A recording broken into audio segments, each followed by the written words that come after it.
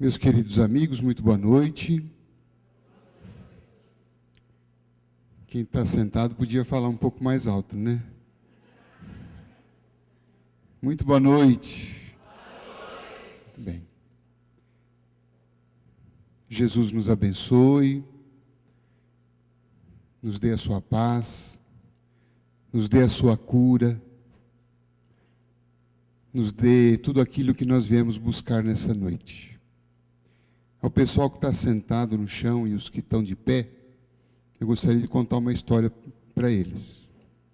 Quem está sentado vai escutar. Eu trabalhava em São Paulo, certa feita, numa campanha chamada Alta de Souza. Deve ser conhecida também aqui no interior. Nós íamos de porta em porta pedir alimentos para pessoas carentes. E numa manhã de domingo, onde nós nos reunimos na Casa Transitória, Fabiano de Cristo, chovia muito em São Paulo. E o dirigente do trabalho, com piedade e dó dos que iam trabalhar para a ação, e resolveu nos dispensar da tarefa. E todo mundo foi embora muito contente. Mas quando saíamos do salão, ele nos chamou outra vez. Voltem aqui, voltem. E todos voltaram, querendo saber o que tinha acontecido. E ele narrou o seguinte, que quando ele dispensou, e nós estávamos saindo, ele teve uma visão espiritual do mentor, do guia do trabalho, que estava com uma prancheta nas mãos. E ele disse que deu uma olhadinha assim na prancheta e viu o nosso nome todo anotado. E do lado dos nossos nomes, uma série de pontinhos escuros, pretos. E ele perguntou, o que são esses pontinhos? E o mentor esclareceu, aqui são os débitos encarnatórios de vocês. E o que o senhor faz com isto? Cada vez que vocês vêm aqui, explicou o mentor, eu apago um pontinho. E no dia de chuva, eu apago 2. Então, para quem está de pé ou sentado, 2 pontinhos a menos hoje para vocês.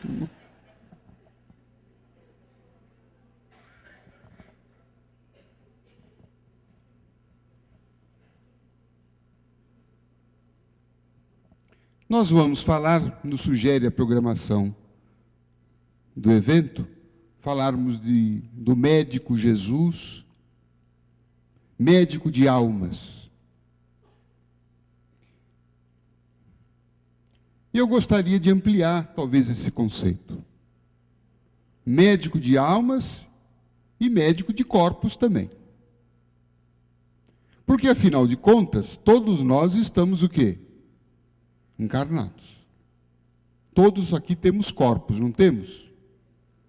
Dá um beliscão em você, vamos ver. Todo mundo tem corpo aqui.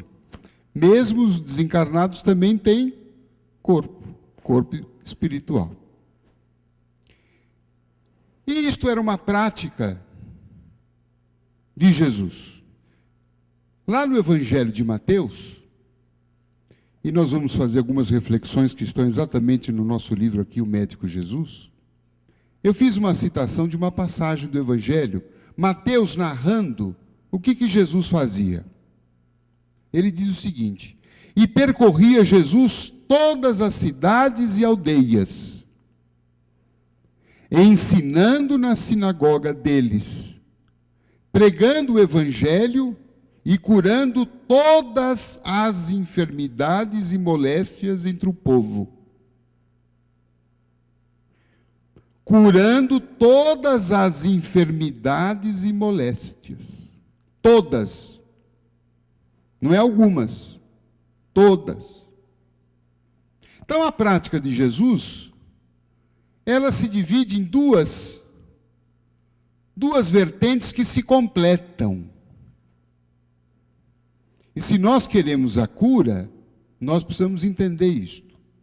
Porque se a gente quiser só uma vertente, talvez a gente fique no meio do caminho. Então Jesus, o que ele fazia? Ele ensinava o Evangelho do reino. E que reino que é este? Que reino que seria este? Do reino de Deus. E o que é o reino de Deus? O reino de Deus, prestem atenção, é a família de Deus. Deus quer instituir esse reino. E esse reino nada mais é do que uma grande família. Não está gostoso aqui? Não está bom o ambiente? Não tem uma energia sublime, boa, mesmo para quem está de pé? Porque nós estamos numa comunhão de pensamentos, de ideias, de ideais. Ouvimos uma música excelente, estamos falando de Jesus, estamos com a espiritualidade aqui presente, estamos cheios de esperanças, estamos com dores, mas estamos com esperança. Isto é a família de Deus. Isto aqui é uma parcela do reino de Deus. Só que esse reino precisa o quê? Ampliar, não é? Precisa vir mais gente. Precisa ser para toda a gente. Porque nesse reino não tem eleitos, todos são escolhidos. Não tem diferença de classe. É o reino da fraternidade, da igualdade, do amor. Então é isso que Jesus essencialmente pregava. Mas além de pregar isto, quando ele passava diante do enfermo, ele curava.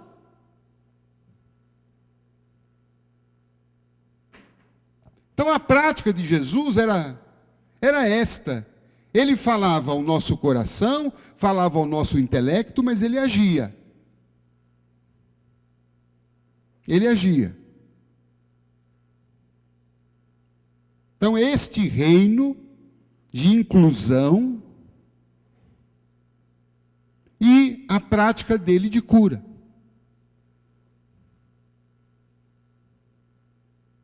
Por onde ele passava, ele procurava curar. E todas as moléstias. Será que este Jesus que está aqui no Evangelho de Mateus desapareceu? O que vocês acham? Isso aconteceu há 2000 anos atrás, e agora, sorte de quem viveu aquele período, e nós aqui hoje estamos tudo perdido. Que Jesus está lá, sei lá onde, sentado à direita do Pai, olhando tudo assim, de longe. É esse Jesus que nós acreditamos? Não. Paulo, o apóstolo, diz: Jesus é o mesmo ontem, hoje e sempre.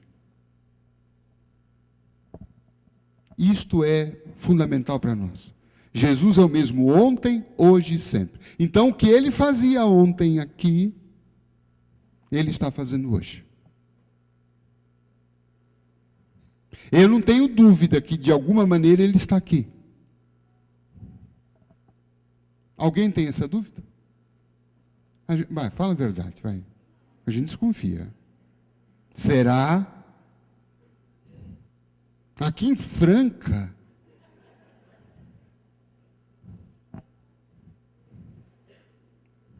Ora, se Jesus é o governador espiritual da terra,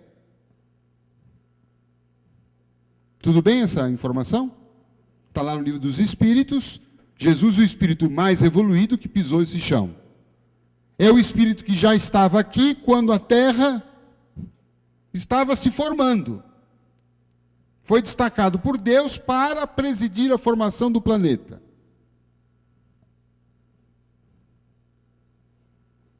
Então nós podemos avaliar o poder espiritual dele. Vamos fazer um paralelo para a gente poder entender qual seria ou pelo menos ter uma pálida ideia do que seria esse poder.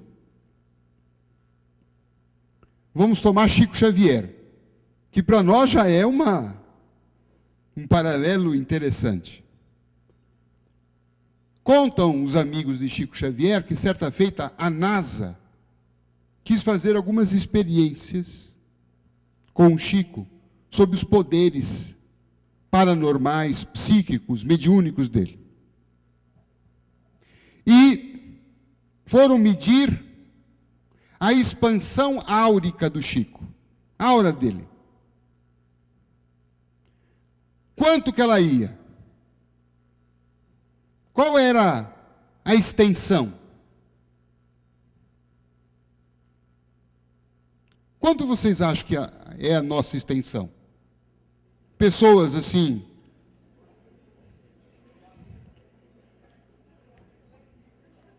Eu sei que em Franca é maior do que São Paulo. Quanto vocês acham que a nossa aura mede? 1 centímetro. Por aí. Aqui em Franca deve ser 2, 3. Não é? Quem está sentado é 5 agora. Não é?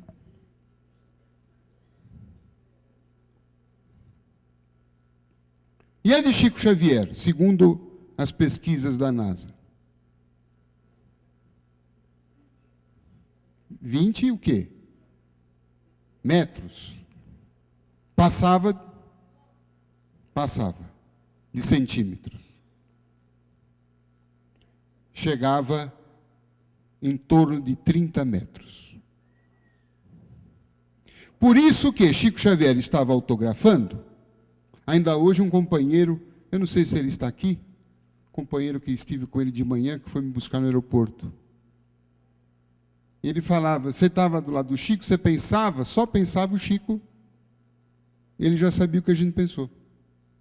Pessoas estavam na fila, a 15, 20 metros, olhando para ele, olhava, enquanto ele autografava, a pessoa pensava, nossa, o Chico está gordo. Pensava. Quando chegava na vez da pessoa, o Chico falou assim, minha irmã, estou fazendo um regime, mas a coisa está difícil.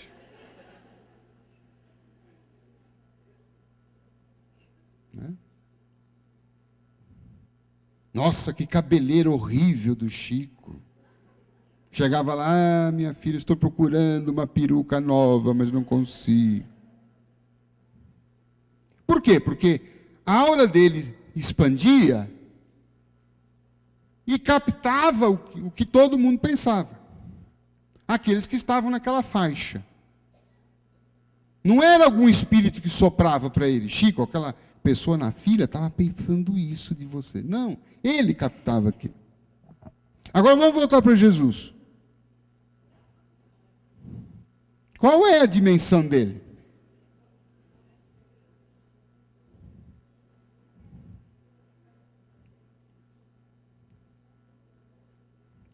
Claro que a gente não tem uma capacitação adequada para dar isso milimetricamente. Mas dizem alguns espíritos superiores, isso tem muita lógica, que a expansão áurica de Jesus é do tamanho da Terra.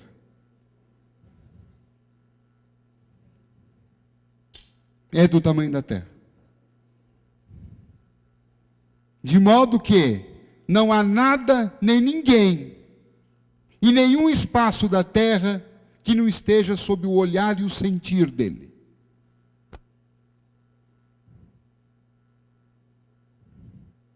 E nesse instante ele sabe, ele sente que nós estamos falando dele,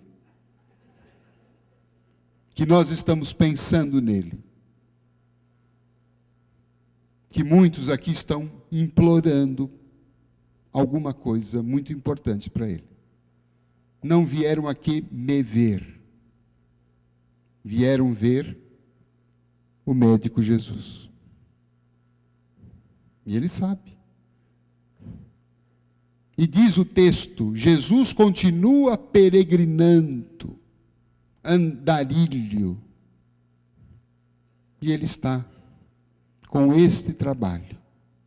Então, o trabalho dele é um trabalho, como nós dissemos, que se abre em duas frentes.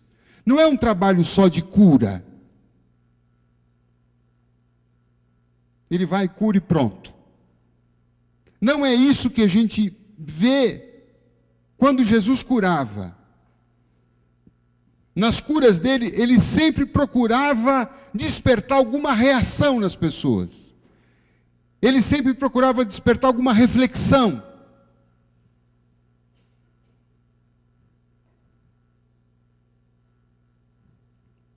Ele fazia perguntas.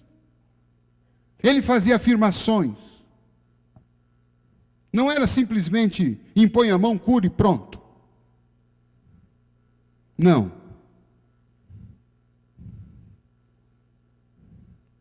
Ele utilizava e provocava, muitas vezes, algum comportamento que certamente ele observava em cada uma das pessoas que ele curou, que eram pontos obscuros da alma da pessoa, que precisavam ser o quê? Mexidos, iluminados.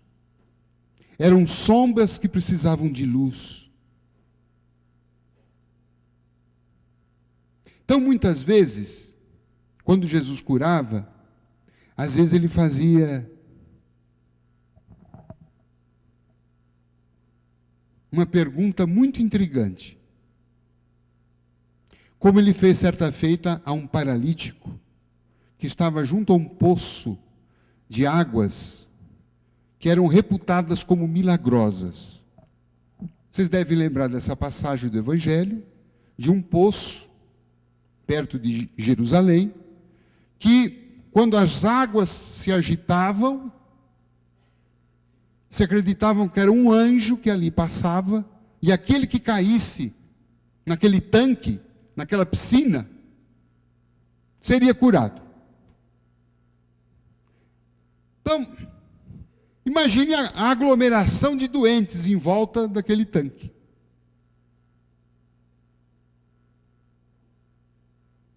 E Jesus passa por aquele local, vê aquela multidão toda e ele para.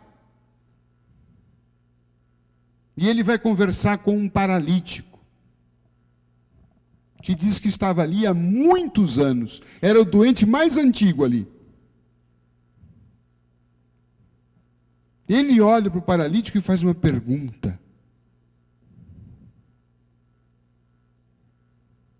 Queres ficar curado? Preste bem atenção na pergunta. Queres ficar curado? Não chega a ser uma provocação? Veja, eu estou aqui há 32 anos me tratando desse problema aqui, você vem falar se eu quero ficar curado?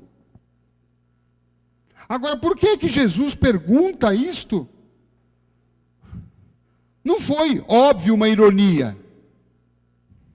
Jesus não era, a princípio, irônico, debochado.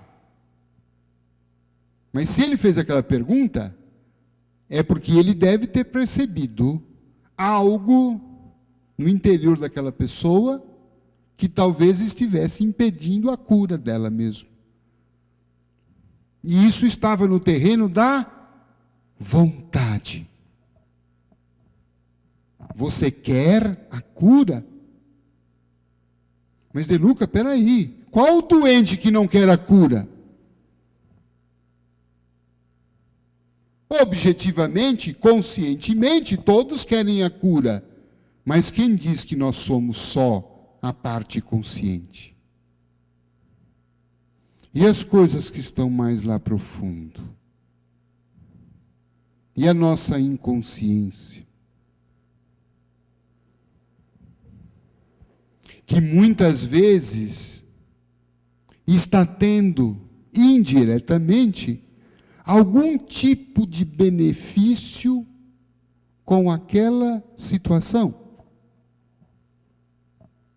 Consegue compreender? onde estou querendo chegar?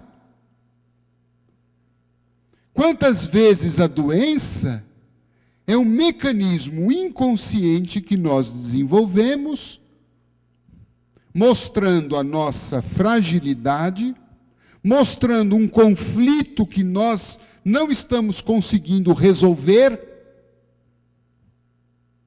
E aí então, a doença entra em cena para resolver aquela parada.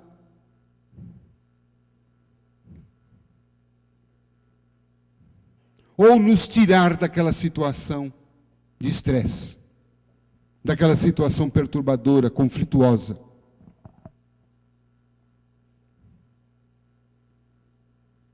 Algo semelhante ocorre no período infantil.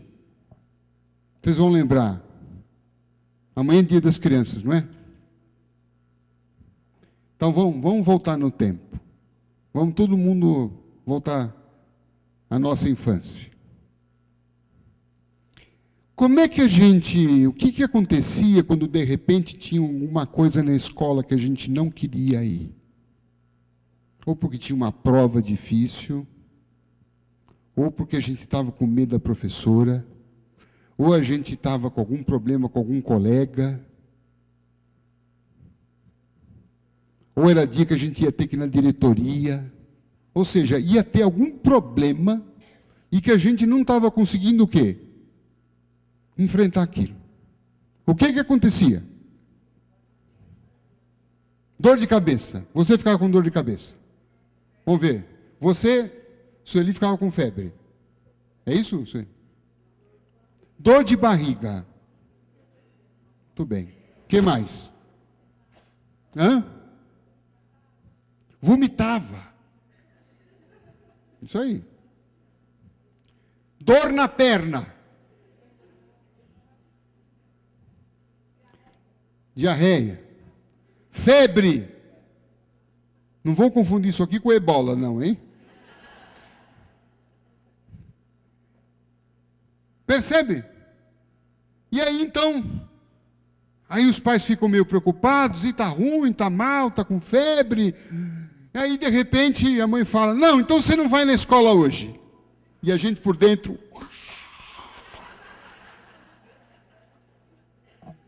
Não era? Aí depois que passava o risco de ter que ir para a escola, sarava. Ficava bom. Quantas vezes não aconteceu isso? Medo de enfrentar alguma situação. E a gente então...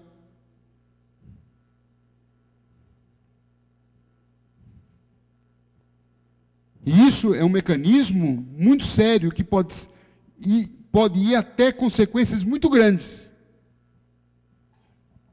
Uma senhora americana, casada, integrante de uma igreja protestante, era uma líder, descobriu que o seu marido a traiu. Então aquilo foi um choque, foi um baque, foi uma dor muito grande. E ela ficou com uma raiva muito grande.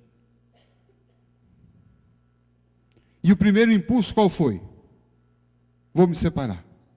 Eu quero me separar dele.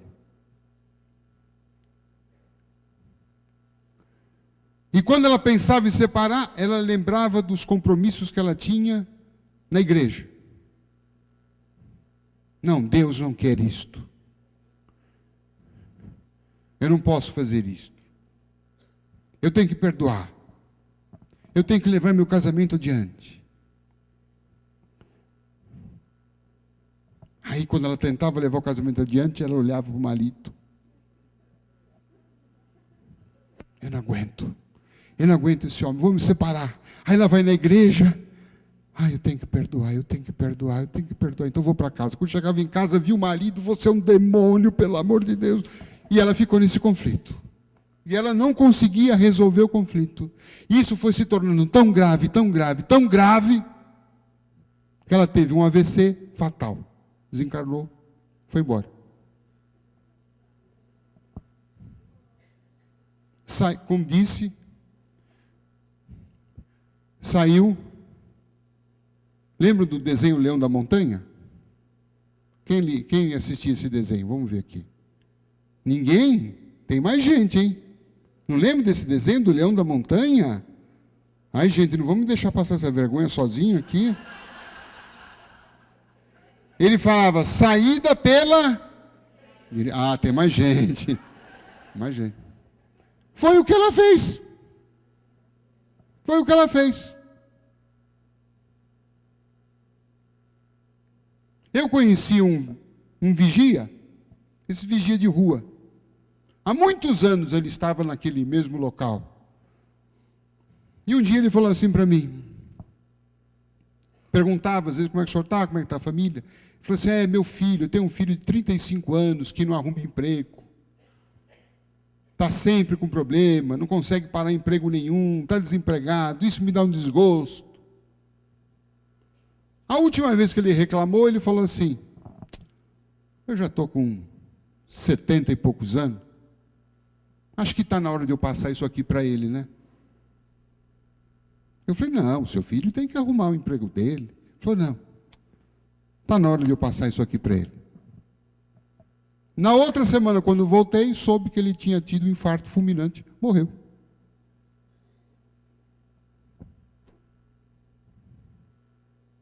Percebe? Como faz sentido aquela pergunta de Jesus, queres ficar curado?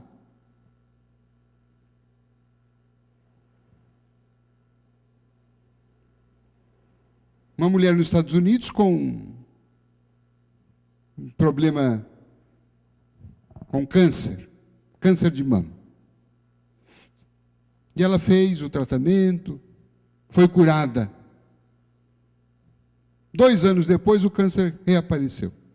E ela voltou ao médico, Dr. Bernie Siegel, famoso médico americano, cirurgião.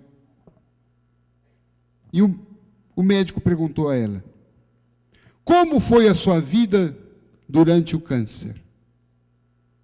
Quando você estava se tratando? Ela diz, doutor, o senhor pode não acreditar, mas foi muito boa. O meu marido, que não parava em casa, todo dia, quando ele saía do serviço, ele tinha um happy hour. Ele tinha uma festa, ele tinha uma reunião, ele tinha não sei o quê, não parava em casa. Esse homem que não me dava mais atenção, passou todos os dias sair do trabalho, vir para casa. Me comprava flores, me mandava bombom, me trazia café na cama.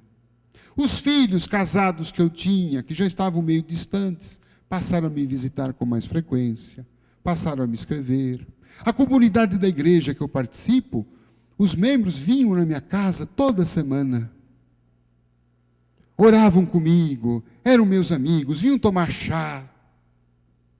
E aí depois que o Senhor me disse que eu curei, eu comuniquei a todos que eu estava curada, e aí foi um grande problema, uma grande tristeza, porque o marido voltou para o seu happy hour. Os filhos já começaram a sumir outra vez. Os amigos da igreja desapareceram. E o médico então concluiu, e a senhora então fez o câncer, outra vez. Veja como muitas vezes utilizamos a doença, claro, ninguém faz isso consciente, eu não estou chamando aqui ninguém de louco. Não diretamente.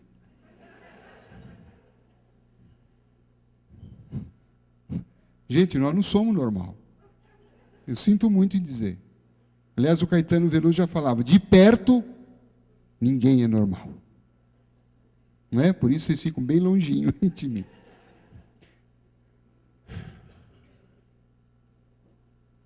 Quantas vezes nós inconscientemente utilizamos recursos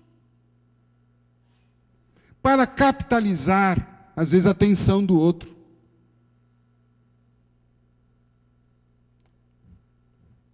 Para chamar a atenção do outro. Para que, através da doença, nós mostramos ao outro a nossa fragilidade. Veja o que eu estou sofrendo. Como disse Gonzaguinha na canção Grito de Alerta. E eu digo aqui no livro que muitas doenças no casamento são gritos de alerta. Veja bem, nosso caso é uma porta entreaberta. Eu busquei a palavra mais certa. Vê se entende o meu grito de alerta.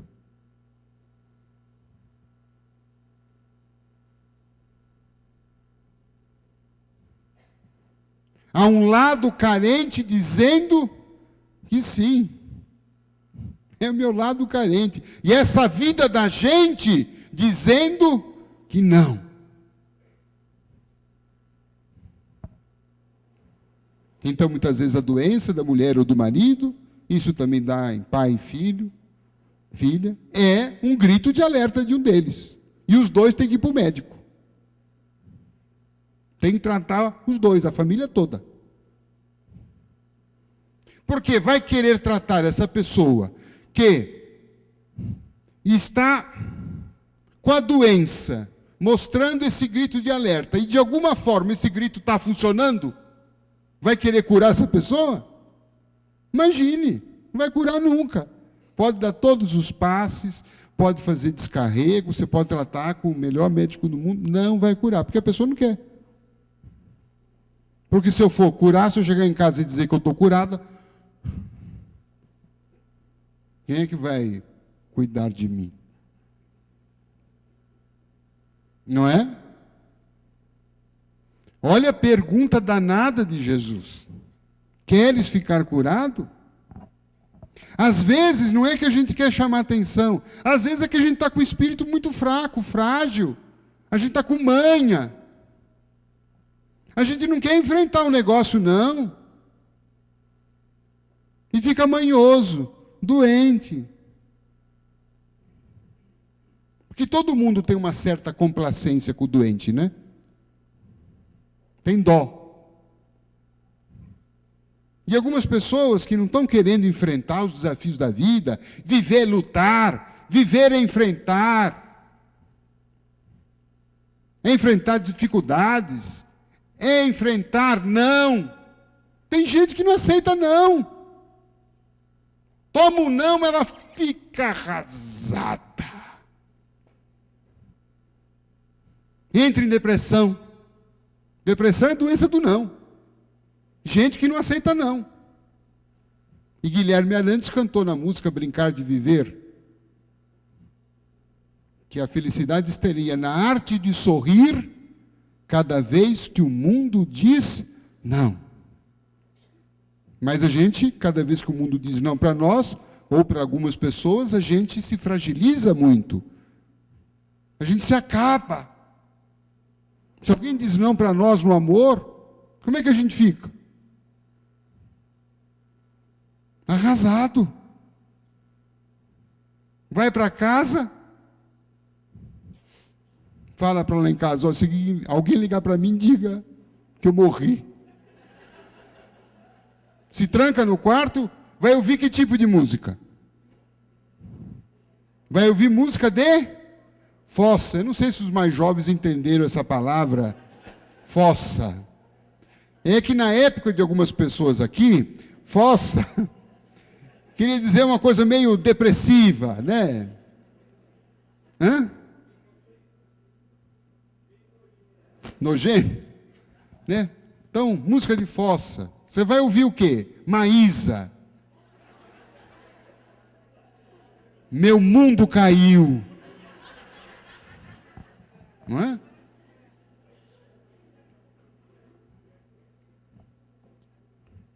Tudo bem.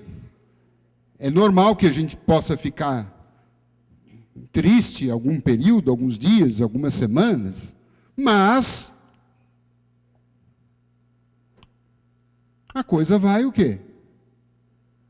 Vai passando. Até o dia que você canta aquela música da Maísa, boa, essa é boa. Ó tristeza, me desculpe. Estou de malas prontas. Hoje amanheceu o dia, já raiou o dia. Vamos viajar. Você se despede da tristeza. Não. Já fiquei triste, já curti minha tristeza, agora já acabou o tempo da minha tristeza. Já fiquei com mágoa, curti a minha mágoa, agora já acabou o tempo de ficar magoado. Eu tenho o direito de sentir mágoa, mas eu não tenho o direito de ser um magoado. O espírito Joana de Ângeles, por exemplo, ela diz que nós podemos ter mágoa, mas que a nossa mágoa dure 15 minutos. Eu já fiquei magoado com ela, porque eu acho que 15 minutos é muito pouco. Vai dar um tempinho maior, assim, né? É claro que depende do tamanho da ofensa. Tem mágoas que nem 15 minutos, né, gente? E tem outras que talvez aí uns 15 dias, vá lá, né? Ou então a gente faz como a Dona Irã Barbosa, no samba do Ernesto. Vocês lembram desse samba? Hoje eu estou cheio de música, né?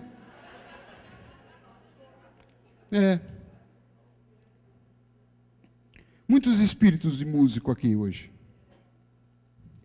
E o Adoniran, naquele samba do Ernesto, vocês lembram? Ele conta uma mágoa que ele teve. Por quê? O Ernesto nos convidou para um samba e ele mora no Brás. Nós fomos e não encontramos ninguém. Então você imagine, você preparou a semana toda para ir na festa. Comprou roupa nova, fez chapinha no cabelo. Chegou lá no dia, cadê a festa? Não tem ninguém. E aí ele fala, nós voltemos com uma baita de uma raiva. Da outra vez nós não vai mais. É assim que a gente faz. Nunca mais eu quero ver fulano. Nunca mais vou fazer isto. Normal. Aí o Adoniran vai nos ensinando. Outro dia, nós encontramos o Ernesto que pediu desculpa, mas nós não aceitemos. Isso não se faz, Ernesto. Veja, ele já está diluindo a mágoa. Ele está falando. Ó, Ernesto, não se faz isto. Então, se alguém te magoou e é uma coisa brava, fala para a pessoa, isso não se faz. Aí ele vai melhorando. Nós não se importa. Você devia ter colocado um recado na porta. Você percebe que nessa altura do campeonato, o que ele já fez? Ele já está. Ah, Ernesto. Aí quando termina a música, o Adoniran só fica falando o seguinte. Fica tocando e ele fala assim, o Ernesto, coitado, como é que ele ia colocar um recado se nem escrever ele sabe? Aí então o que ele fez? Perdoou total.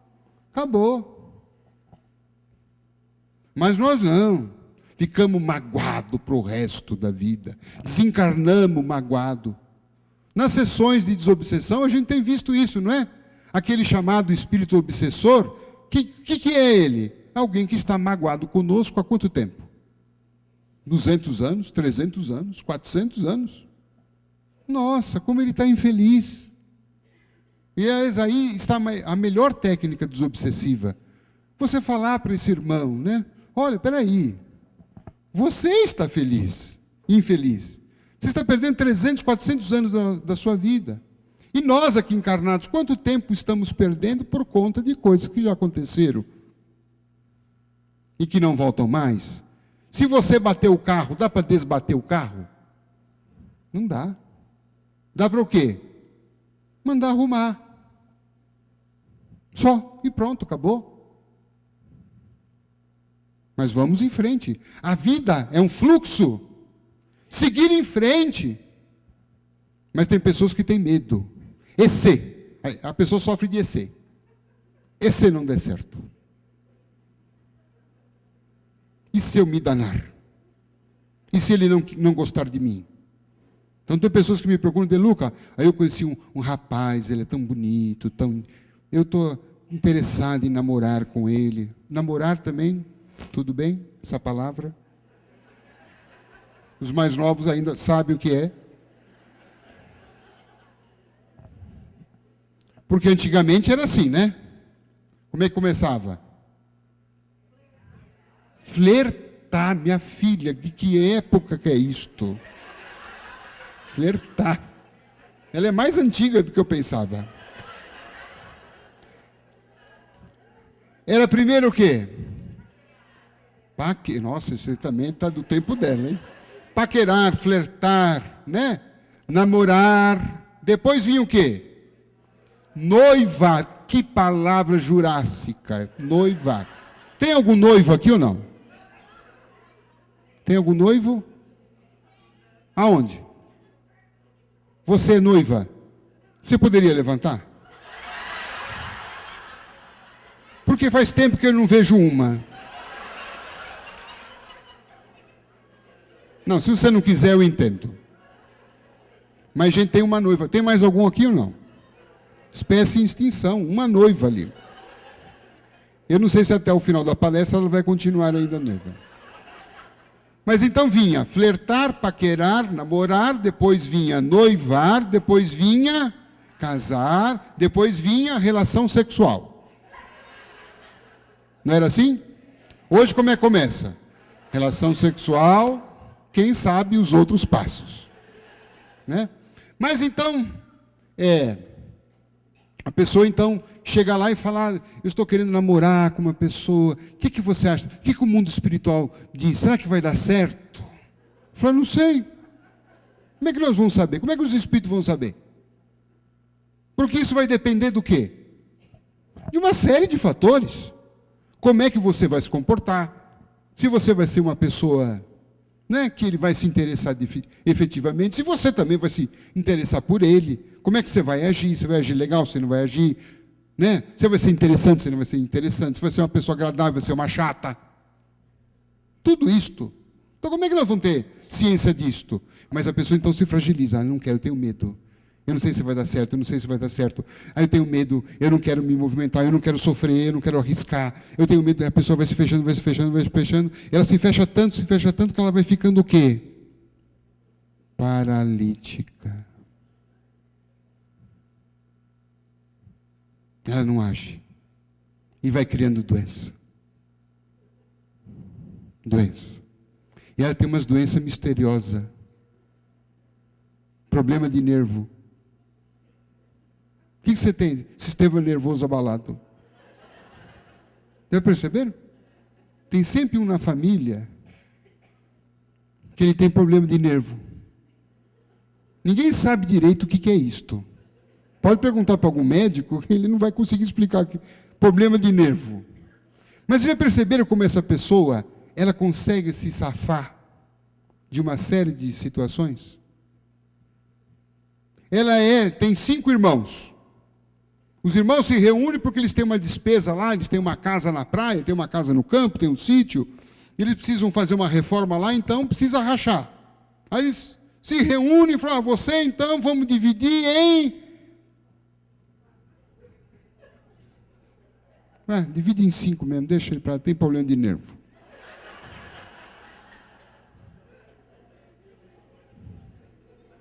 Chega no Natal, se reúne lá. Você leva a maionese, você leva o Chester, você leva o panetone, você...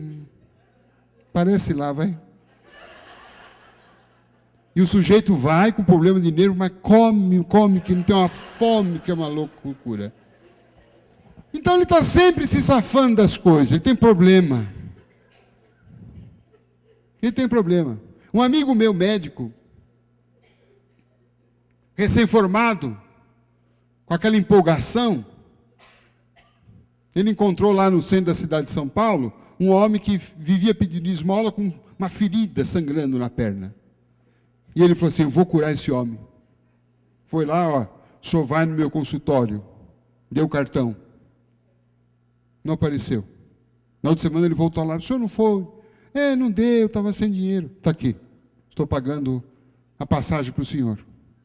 Não foi. Por que o senhor não foi? É difícil eu tomar um ônibus, aqui. Paga o táxi. Não foi. Aí ele voltou lá, por quê?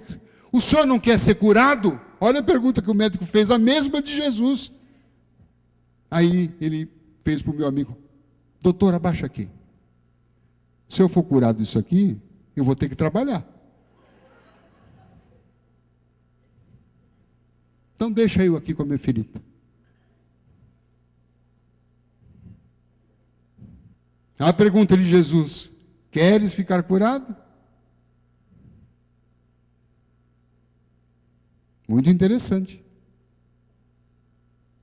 E é isso que nós precisamos olhar. Quando Jesus falava, ele ensinava, ele pregava o Evangelho, pregava a transformação interior, pregava que cada um assumisse a sua própria vida, fosse feliz, amasse. E veja aqui, a opinião de um médico, um dos mais renomados médicos,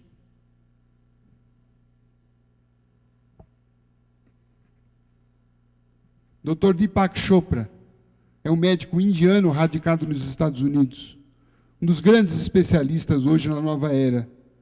Ele diz assim: viver sem amor, compaixão ou qualquer outro valor espiritual cria um estado de desequilíbrio tão grave que todas as células anseiam por corrigi-lo. Em última análise, é isso que existe por trás do início da doença. Então vejamos aqui o que ele disse. Viver sem amor, o que é que Jesus pregava? Ame. A lei mais importante que ele deixou: ame. Ame a si mesmo. E ame o teu irmão.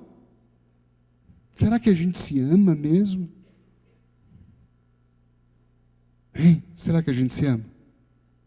Está fazendo tudo por nós? Será que a gente se cuida tanto quanto cuida do nosso cachorro? Será que a gente se ama tanto quanto cuida do nosso carro?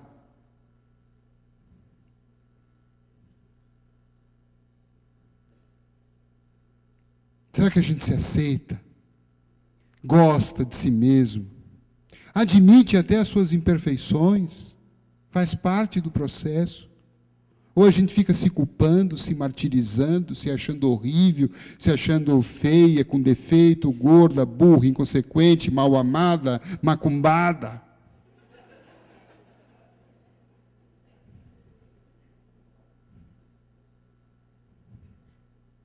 Viver sem amor, viver sem compaixão. A compaixão que Jesus tinha quando via a multidão sofrida, que ele curava, que ele alimentava. Ou viver sem qualquer outro valor espiritual. Veja que coisa interessante. Viver, é um médico que está falando, viver sem valor espiritual da doença.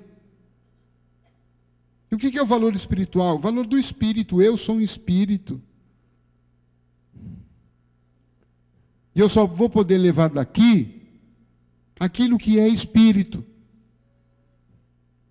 Não cabe no coração bens. Não cabe no coração imóveis, carros, dinheiro. O que cabe no coração, o que é? É amor, ternura, afeto, amizade.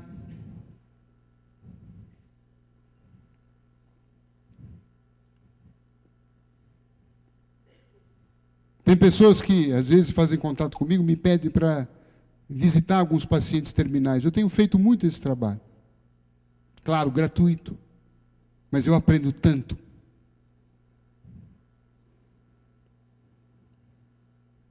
Geralmente eu vou para pessoas, familiares que eu conheço.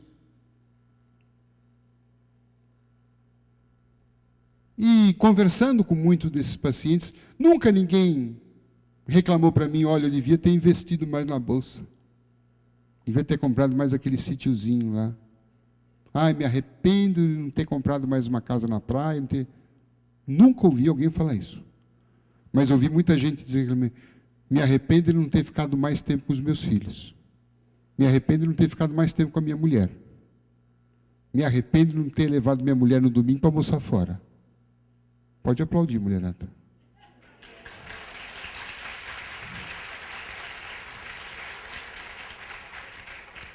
Bom, para os maridos eu tenho uma saída de emergência aqui. Né? Eu me arrependo de não ter amigos. Há pessoas que fazem contato, que não me conhecem, e talvez pelos livros e palestras, querem me contratar para fazer uma oração. O senhor poderia vir fazer uma oração? Eu falei, mas eu não conheço. Não seria bom alguém da família fazer? Ah, não tem ninguém. Um amigo. Não tem amigos. Que droga de vida. O que nós vamos fazer? Com todo o patrimônio? Vocês já leram testamentos? Eu leio com uma certa constância. E geralmente nos testamentos está escrito assim: para fulano eu deixo isto, para Beltrano eu deixo aquilo. E eu leio e falo, deixa, porque você não pode levar. A expressão é deixa, né? Eu nunca vi assim, para o fulano eu dou, eu entrego. Eu deixo. Vai ficar mesmo.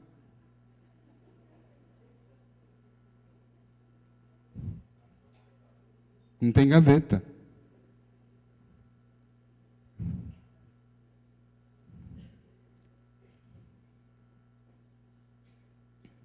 Dr. Drauzio Varela disse que entrou num quarto para ele atender um paciente dele, paciente oncológico. Estava ali o paciente deitado, numa situação difícil. A mulher abraçada de um lado e 3 filhos, 2 mulheres e um homem, todos segurando, abraçando o enfermo. E ele entrou, viu aquela cena, que ele achou muito bonita aquilo. Ele achou muito bonita. E aí então ele perguntou assim: puxa,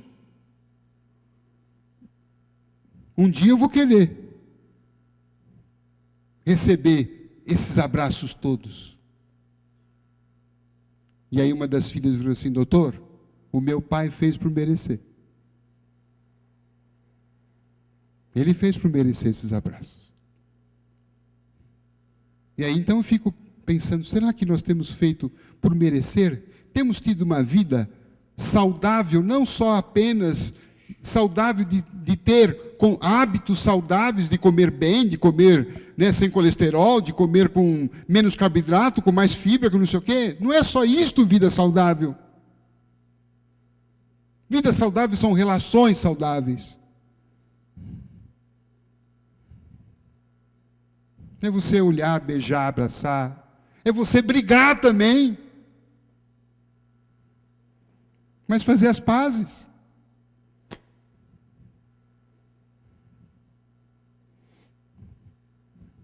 Eu li recentemente numa revista do bairro onde eu moro, o casal mais antigo. 70 anos de casamento. A jornalista perguntou, mas é de convivência, vocês nunca brigaram? Brigamos. E como é que vocês fazem quando vocês brigam? À noite, eu falo assim para ela, vê se dorme logo, hein? E ela fala assim para mim, vê se apaga logo essa luz. No dia seguinte, está zerado. Acabou.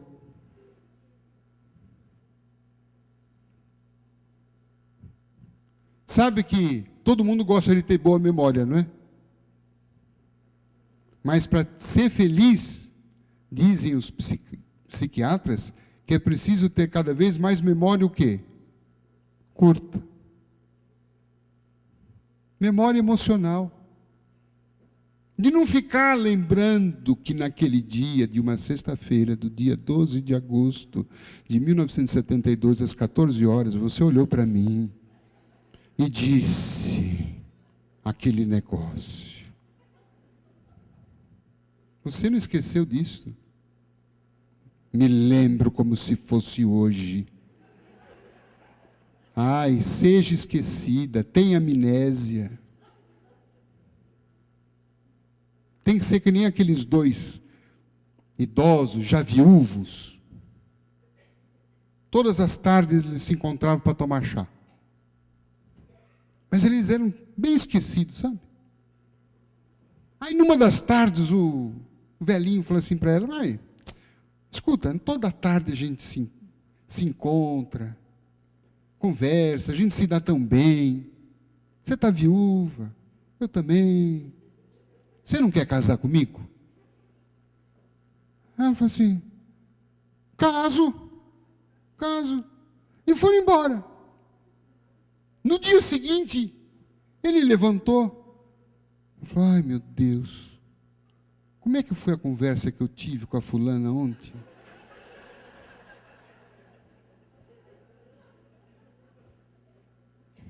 Eu vou ligar para ela. Oi, fulano, tudo bem? Tudo bem? Ontem nós estivemos juntos. Parece que sim.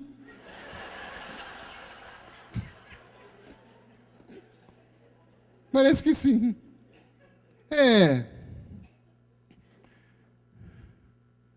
Você lembra se porventura eu te fiz algum pedido, alguma coisa? Ela falou assim: olha, me parece que você me pediu em casamento, mas eu não me lembro mais a resposta que eu te dei. Então nós temos que ter essa memória, o quê? Eu diria assim, memória seletiva. Tenha compaixão, esqueça. Não vamos ser marrudo, vingativo. Faz mal para nós, faz mal para a saúde. E tira a alegria da vida. Faz mal, que nem aquele casal estava brigado já uns 10, 15 dias. Aí o marido, querendo se reconciliar com a mulher, porque é sempre o marido que toma iniciativa, você sabe disso.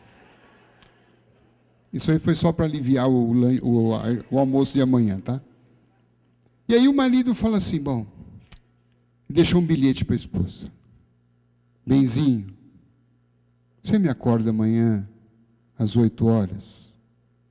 Te amo. E foi dormir. Ele falou: agora com essa, pronto. Dia seguinte ele acorda, meio estabanado, do lado, olhou no relógio, 10 horas. Fala: não me acordou. Chamou a mulher: escuta, você não me acordou?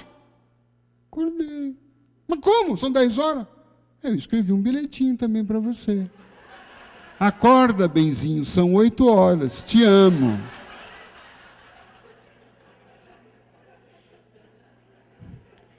Gente, isso é viver sem compaixão, Então, o Deepak Chopra diz que quando a gente vive assim, cria um estado de desequilíbrio tão grave. Olha, desequilíbrio. Viver sem amor, compaixão, valor espiritual, que são os valores eternos. Isso nos desequilibra energeticamente. E aí, com esse desequilíbrio, ele diz que é um desequilíbrio tão grave, que todas as células do corpo anseiam por corrigir esse desequilíbrio. Perceberam o mecanismo? E como é que o corpo vai corrigir esse desequilíbrio? Mostrando para nós um sinal de dor. Para chamar nossa atenção. E aí eu escrevo no livro: não acho que devemos procurar a dor, mas a dor existe por algum motivo. Ela diz: ei, escute, Preste atenção. Você está fazendo alguma coisa que não é boa para você. A dor é uma mensageira. A dor é uma informação. Vamos pegar essa informação? Por exemplo, você está com uma gastrite nervosa. Você vai no médico, ele vai falar para você, olha, você precisa fazer uma dieta. Você não pode comer isso, não pode comer aquilo, você tem que agora comer umas coisas muito deliciosas. Vai comer chuchu, você vai comer jiló, você vai comer essas coisas saborosas.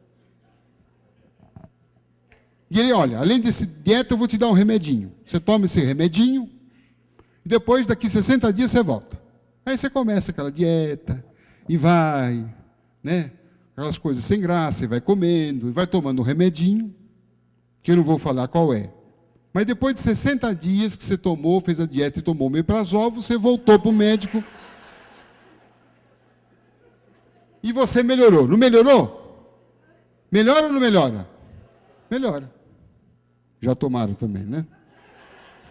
Aí você fala, bom, estou curado, estou bem. Aí você larga o chuchu, larga o repolho, larga a abobrinha, larga o omeprazol. E o que acontece com a gastrite? Volta. Larga experiência, vocês têm, né? Aí volta para o médico. Aí o médico fala assim, ele começa a fazer uma pergunta, mas você é muito nervoso? Doutor, eu sou nervoso. Eu sou muito nervoso, sou muito estressado, muito difícil. Então você tem uma gastrite nervosa. Doutor, eu tenho, que felicidade, nossa. Aí você fica tão feliz que chega em casa, você liga para as amigas, olha, eu tenho gastrite nervosa. Coisa de rico, né? Pobre tem dor de estômago, né? Aí, volta para o chuchu, volta para o repolho, volta para o omeprazol, mas eu vou te dar mais um remedinho para você, que eu não vou falar qual é. Mas depois de 60 dias de Lexotan, você melhorou. É porque os médicos hoje estão receitando ansiolíticos, remédios para estabilização do humor, para muitas doenças. Fibromialgia. Os médicos hoje estão receitando antidepressivos. E cada vez mais vão receitar. Aí você tomou, melhorou, ficou zen, achou que estava curado, parou com tudo e a gastrite nervosa voltou, mais nervosa ainda. Aí você fala para uma amiga, a amiga fala assim, você deve estar com um problema espiritual, deve estar com algum encosto. Aí você vai no centro, toma passe, assiste palestra de sábado à tarde, de sábado à noite. Ou você se cura da gastrite, ou você vai sair daqui com uma úlcera.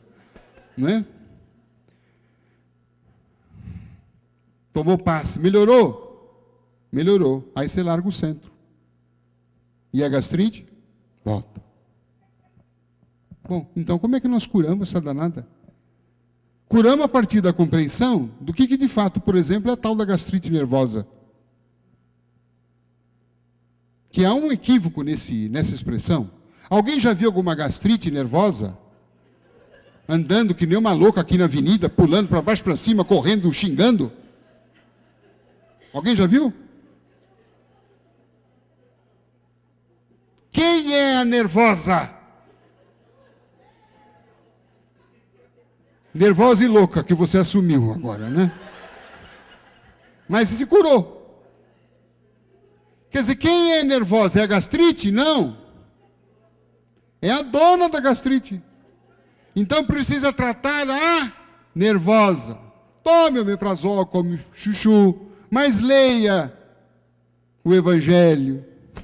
Bem-aventurados os humildes, bem-aventurados os mansos, bem-aventurados os pacíficos. Nossa, bem-aventurados os humildes, gente, é um dos melhores remédios espirituais que Jesus, o médico Jesus tem. Porque quando a gente se sente humilde, dá uma paz de espírito. Agora, quando a gente se acha, quando a gente está inchado, sabe? A gente se acha alguma coisa muito importante. Leia-se, quando a gente está com orgulho muito atacado, quando a gente tem hipertrofia de ego, o que a gente tem? A gente surta, a gente se melindra a qualquer coisa, não me olhou, não me convidou, o que ele pensa? Não pronunciou meu nome completo. Eu tenho sangue nas veias.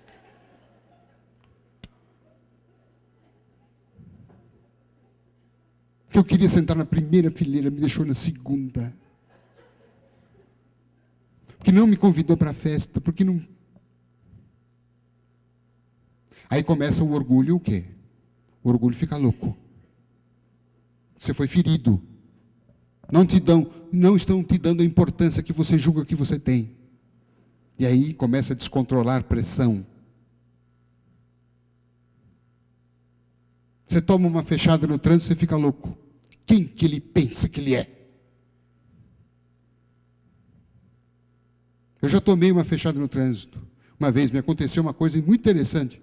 Mas eu acho que eu não tenho mais tempo para falar, né? Cadê o... Sandro, posso continuar? Não posso mesmo? Ah, bom. Quanto tempo eu tenho mais?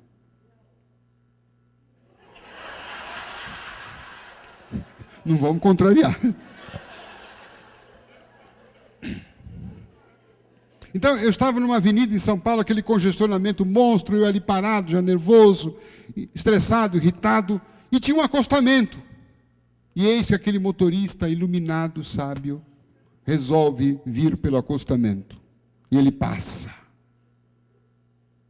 Eu olhei bem para ele e falei, olha que espertinho, né? Passando na frente de todo mundo. E aí chegou uma hora que o acostamento acaba, ele tinha que voltar para a pista. E saibam, senhores, que isso aconteceu no momento em que eu estava passando. E ele colocou o bracinho de lado, deu seta para entrar. Eu falei, não, em nome de Jesus, você não vai entrar. Falei, não. E eu passei na frente. Ele ficou irado, nervoso. Ele entrou atrás de mim, passou do meu lado, me deu uma fechada. Eu falei, que ele pensa que ele é o dono da estrada. Eu ia fazer a mesma coisa. Quando fui tentar fazer, me deu uma pontada na cabeça. Aquelas pontadas, sabe, que dá aquela zonzeira. Eu falei, meu Deus do céu, o que é isto? Eu falei, será que é pressão? E eu fiquei tão meio assim, aturdido, que eu falei, não, até esqueci. Eu falei, será que eu acho que eu vou morrer aqui? Aí fui acalmando e resolvi deixar ele para lá, preocupado com aquela dor latejando. Fui para o trabalho, cheguei lá, fui direto para o ambulatório. E sem medir a pressão. A enfermeira media uma, olhava para a minha cara, media duas, três. Ela falou assim, o senhor passou algum nervoso agora? Eu falei, não, nenhum. Eu falei, porque a sua pressão está 18. Você já pensou, meus irmãos? Eu corri o risco, naquele momento, de ter lá um problema vascular cerebral. Podia ter desencarnado. Vocês já pensaram se eu desencarnava ali? Chegava no mundo espiritual, Dr. Bezerra ia olhar para mim e falou assim, meu filho, o que você está fazendo essa hora aqui? Não, eu morri, doutor Bezerra. Morreu do quê? Morri de fechada.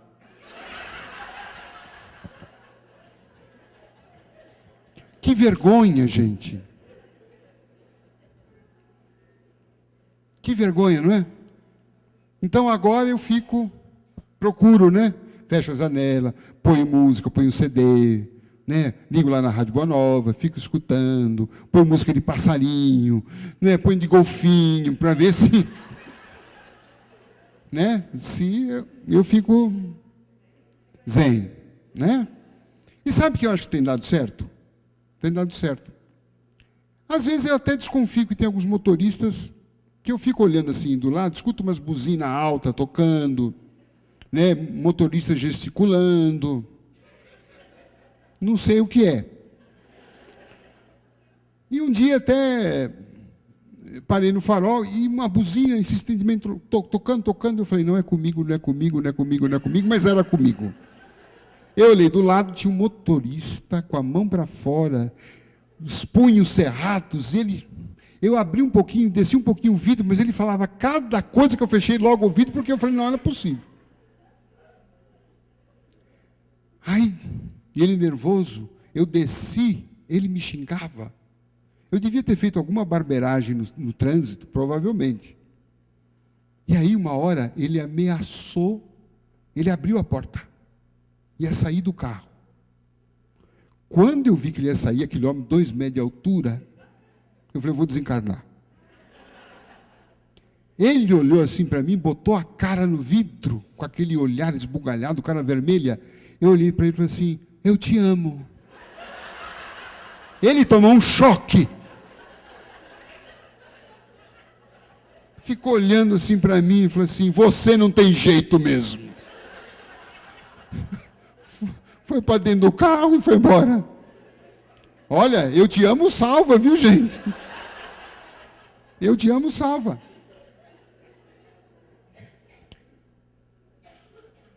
Então são essas questões que nós precisamos levar mais a sério conosco. Cuidar mais de nós. E aceitar esse terapeuta sublime como grande amigo das nossas vidas. Nós acabamos de escrever, está para ser lançado o livro O Amigo Jesus, onde nós mostramos essa posição de Jesus como, não só como médico, mas como um amigo, nos dando essas prescrições de saúde, prescrições de bem viver, prescrições de fé, de estar ao nosso lado, de nos ensinar a amar, de ensinar a respeitar o próximo, respeitar a nós mesmos, de evitar todo tipo de contenda, de acabar com toda a guerra que nós fazemos com os outros, a guerra que nós fazemos com o mundo, a guerra que nós fazemos com nós mesmos. Eu proponho, vamos colocar fim às nossas guerras. Vamos trazer o perdão, o alto perdão. Vamos limpar o nosso passado. O que foi, passou. Ah, mas eu cometi um erro grave. Quem não cometeu? Quem não cometeu? O erro faz parte da nossa vida. Não é errado errar. O errado é permanecer no erro. Mas errar faz parte. Eu diria até você o seguinte, erre mais. Porque você vai estar fazendo mais, tentando viver melhor. Esqueça mais o que passou, as histórias tristes. Nós temos 2 arquivos aqui dentro, 2 latas. A lata das coisas boas e a lata das coisas ruins. Não vamos ficar fuçando nesta lata dos episódios infelizes do passado. Aquilo a gente joga fora o que passou, mas todo dia vamos contar, vamos mexer naquele arquivo das coisas boas que nos aconteceram e que estão nos acontecendo. Estão nos acontecendo nesse exato momento. Está doendo alguma coisa, você está com algum problema. Eu tenho certeza que todo mundo tem problema aqui. Quem tem problema, levante a mão. Vamos ver. Quem tem problema, levante a mão. Vamos, vai. Olha para o lado, olha para frente, vê quanta gente, olha quanto problema. Legal, faz parte da vida. Viver é ter problemas. Viver é resolver problemas. E eu estou aqui para resolver problemas. E não para ser ferido, derrubado e morto pelos problemas. Não. Se está chovendo, deixa que chova. Faz parte. Está muito sol, é assim. Aprender com as estações da vida. Tem estação que está mais sol, tem estação que está mais frio, mas tudo passa. Tudo vai passando. E eu também tenho que ir passando, deixando passar as coisas. E não infernizando a minha vida, como diz Chico Xavier. Não infernize a sua vida. Não fique se culpando, se criticando, se amaldiçoando. Não amaldiçoe o seu corpo. Não amaldiçoe o seu remédio. Você tem que tomar remédio, tarja preta, tome em nome de Jesus. Tem gente que fala, não posso tomar esse remédio porque é tarja preta, remédio capa preta. Mas o que é? É Exu o remédio agora? Remédio, Chico dizia, remédio também é de Deus. E ele chegou a tomar 32 remédios numa fase da sua vida. 32 por dia.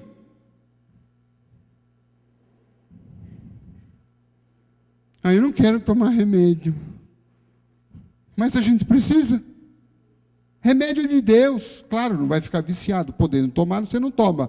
Mas se tem que tomar, se o médico aceitou, tome em nome de Jesus, graças a Deus. Que bom. Que bom que a vida hoje é mais prática.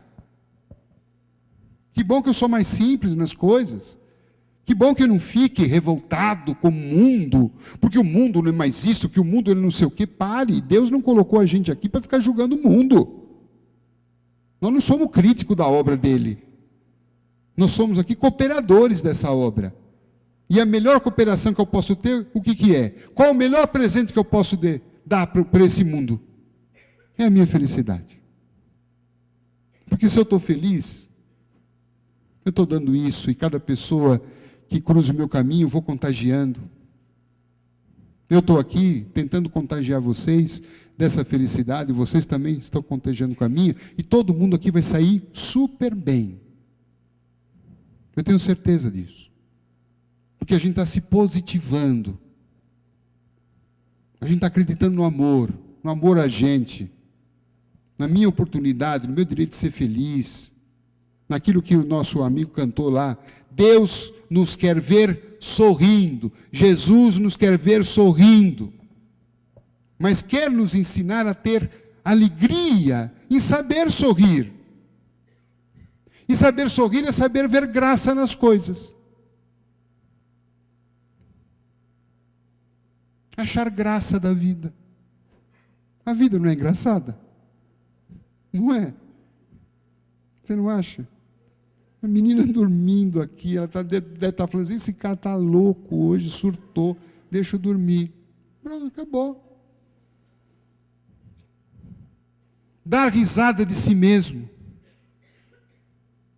Não se levar tão a sério.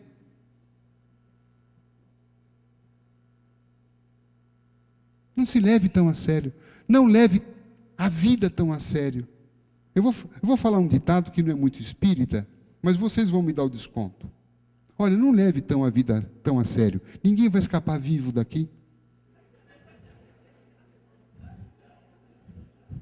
Não é? Alguém vai sair vivo daqui? Não é espírita, mas dá para ter uma compreensão humana da coisa. Então, para que fazer hinos, discursos de revolta no Facebook? Porque o mundo... faça-me um favor. Tudo aquilo que eu ponho para fora de azedo, é o azedo que está aqui dentro de mim. E isso me faz doente. Vamos achar graça. Achar graça nas coisas. Aquilo que não é engraçado, a gente silencia. Achar graça na gente, nos nossos erros, nos nossos defeitos, nas nossas mancadas. Quem não deu já o seu fora? Não é? Vocês já deram risada de si mesmo? Ai, que besteira que eu fiz. Que besteira que eu falei. E quando os outros fizerem isso com a gente, também. Não leve tão a sério. Não foi nada pessoal. Não leve nada para o lado pessoal. Não foi comigo. Ele não estava bem. Ele está com algum problema. Não tem nada a ver comigo. Assim a vida fica o quê? Mais leve. Jesus falava, o meu fardo é leve. Então a gente precisa ser Aprender a ser o quê? Leve. E para ser leve, humildade nos traz leveza. Perdoar nos traz leveza. Né? Como o Divaldo Franco sempre costuma falar, o perdão faz bem para quem perdoa, e não para quem é perdoado.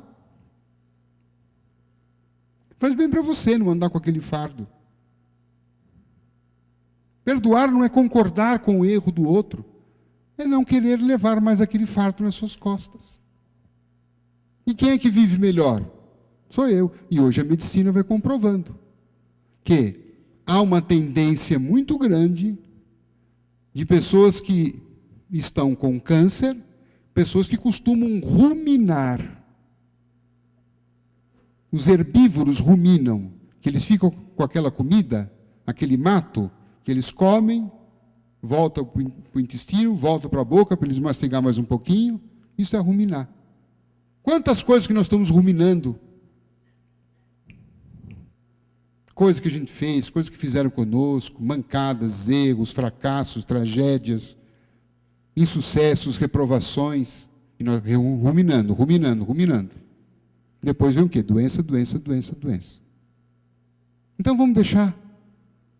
Não julgar. Que beleza não julgar mais. Já pensou? Olha que paz. Não julgar mais. Não querer ter mais razão. Não saber mais o que é certo, o que é errado. Olha que paz que dá. Sente agora, se você disser assim, não sei mais nada. Você viu que o fulano, eu não sei.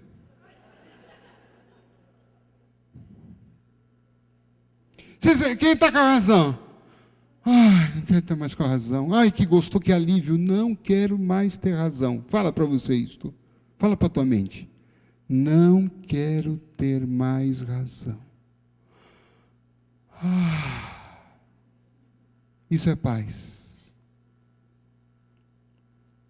Diz que um estudante de artes marciais, no primeiro dia de aula, pergunta ao seu mestre: o senhor me explique o que é o céu e o que é o inferno? E o professor disse assim: você não está à altura ainda de aprender isso, você está no primeiro dia de aula. O estudante pega uma espada. Eu vou cortar então sua cabeça. E o professor disse: isso é o inferno. Aí o aluno falou: meu Deus, que furo que eu dei. Que vergonha. Aí ele foi pegando a espada, botou na embainha, e o professor falou assim: isso é o céu.